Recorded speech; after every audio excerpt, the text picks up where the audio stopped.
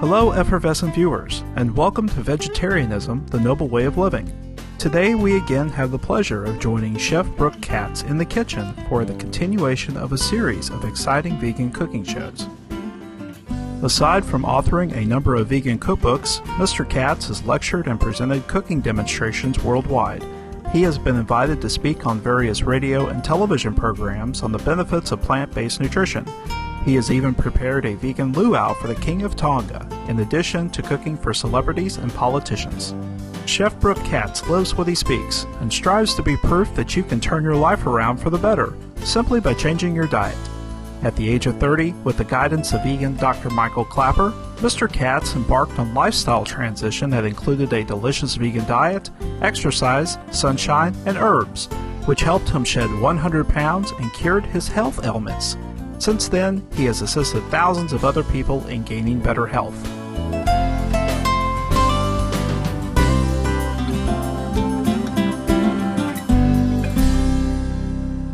Today, we're going to be making a butternut squash, and we're going to stuff it. We're going to use a variety of different things to stuff it with, including the seitan that I've already taught you how to make. Now, the butternut squash is a wonderful, wonderful tasting squash. It can be stored and kept dry for 6 to 8 months. We're going to de-seed this part. You'll see right here at the opening here that you have this one area that has seeds to it. And we're going to take that, and we're just going to take the seeds straight out. We'll do this with a few of these. Now, one of the nice things about butternut squash, you can see the beautiful color that we have here, okay? That color is telling us that this is loaded with wonderful antioxidants in the carotene family, okay? These are the beta carotenes that make carrots yellow and orange, and it's the same thing that makes the squash yellow and orange. Okay, we're going to cut these. The best way to cut a squash, okay, is to avoid the stem area, cut straight down through the base. Okay, then once you have that, turn and continue to cut through the other side, and that'll make it a lot easier than trying to fight the knife down. And again, just scoop out the insides here with where the seeds are. It scoops out really nice and easy, and it makes a wonderful place to hold all your different things. We're going to take right here a little pot, and we will turn our fire on here. Okay, we'll get that nice and hot. And we're going to take our steamer, and we'll just put these in here, and we'll let them steam until the squash gets soft enough so that we can scoop out the rest of this. Okay, just put it all nicely in our steamer, cover that up, and let that steam soft. Now, in the meantime, what we'll do is we will make the stuffing. Now, we're going to use a number of different things to make the stuffing with. We're going to start out with some seitan. And I will take a few pieces of firm seitan, and we are going to utilize the food processor. I've shown you that the seitan can be cut into cutlets or to cubes or whatever, but now I'm going to show you how we can take seitan and use it just like you would a ground beef or a ground meat. And to do this, we're just going to put these chunks right here into the food processor. Get them all in there. And then take the cover to our food processor, turn it on, and it'll take a matter of seconds.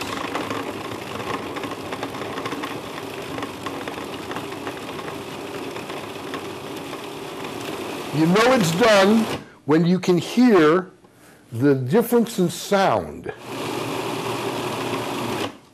There we go. And now you can see how this has come out just like it was like a ground beef. And we can use this in recipes for making chili or sloppy joes, or any kind of a marinade sauce or a meat sauce or something like that. You can even turn this into patties if you want, but you'll need to put something to bind the seitan together. There we go. Nice thing is that afterwards this cleans out with nothing more than a rinse. Okay, so now we've got all this ground seitan here, and to this we're going to add a few different things. I'm going to add a cup of walnuts. Now walnuts, out of all the different nuts that we eat, walnuts have a very special property to them that is above and beyond almost all the other nuts, and that is the omega-3 content. So this is a nice way of getting your omega-3s without having to eat any fish. You don't have to get mercury along with your omega-3. Okay, so we're going to put a cup of the walnuts in here and just kind of mash them in. And actually I'm going to use a bigger mixing bowl. I'm going to add a little bit of chopped onion. It's nice to have a beautiful cornucopia just to be able to reach to get whatever you need. Okay. Chopping onions is real easy. Always use your finger as a guide when you're using the knife, and you'll never worry about cutting your fingers.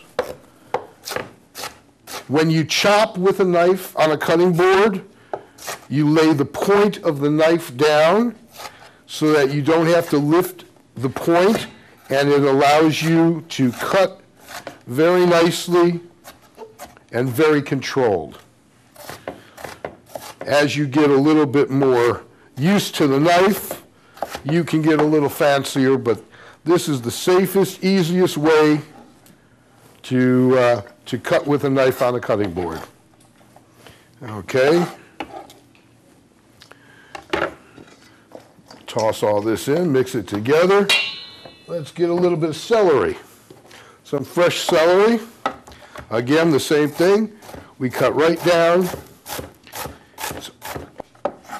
And again, for chopping it up fine, we do the same thing. Chops it up beautiful, nice and fine. And we add that straight in to our mix here.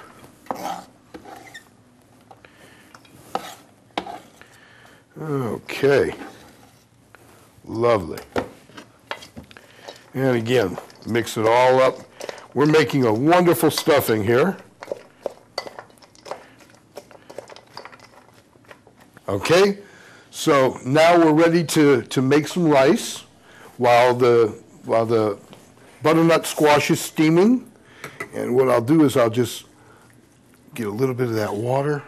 That's how you get all the rice out. You just dip it in there, get a little spin there, and get it all out. Okay, we give it a nice stir.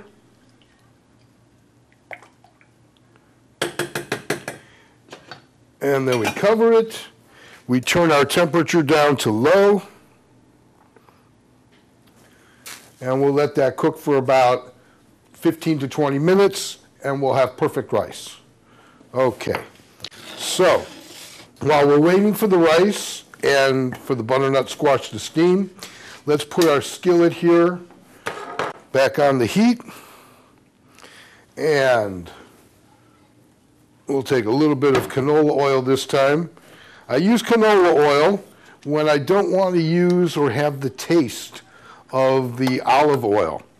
Oils are very special. Every day, your body requires a certain amount of fat. What it wants are the good oils and not the bad animal fats. Plant oils, as you notice, they stay liquid at room temperature. And animal's fat, that's a saturated fat. At room temperature, that fat is solid. And that's how it's going to stay when you eat that. So we don't want fats staying solid in our body. We want them to be liquid. We want them to melt and to be utilized, to flow through the body and not block it. So we're going to be using the good plant oils. Now, of those plant oils, I recommend to use the organic canola oil for most of your food and most of your cooking. It takes high temperature very nicely, and it contains the omega-3s, omega-6s, and omega-9s. Okay, what we're going to do now is we're going to grab one of these beautiful green peppers, and we're going to saute this, okay? Now, to open up a pepper is very easy. All you do is squeeze the bottom, you pop it open, and then you just take your thumb and just rip out the seed pod. When you know how to use a knife,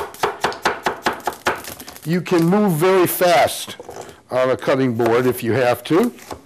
I'm going to cut this up into fairly nice sized chunks. I'm not going to get it too soft and too little. And we'll throw that right in there. Here it sizzle nicely. There we go.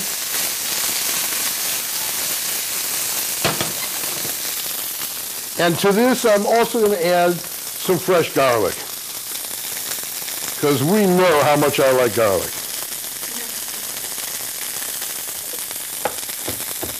And again, I'm just going to chop it very fine, very nice, swift, small moves on the cutting board. And then just take our garlic, put it right in our pan.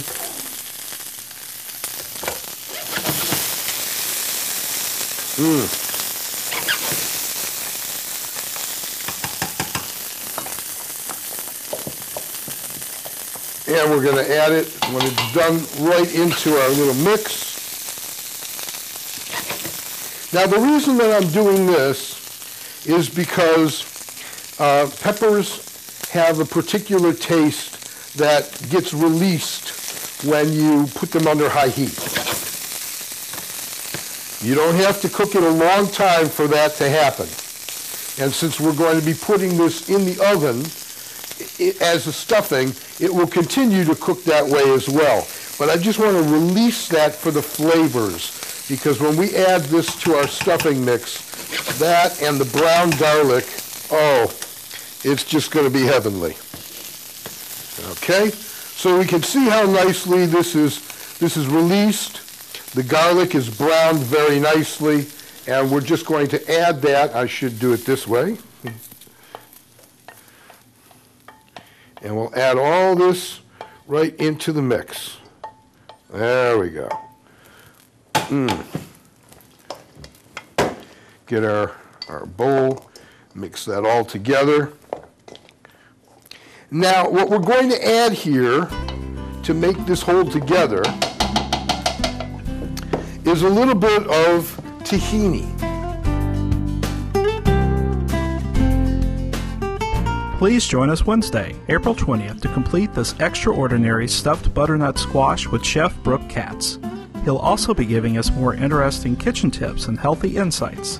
And coming up next is Between Master and Disciples here on Supreme Master Television. May you be blessed with vitality through veganism. For more information on Chef Brooke Katz, vegan recipes, and to purchase his vegan cookbooks, New Favorites, The Gentle Persuasion, and The Really Real Foods, please visit www.brookekatz.com. For more details, please visit www.suprememastertv.com/VEG.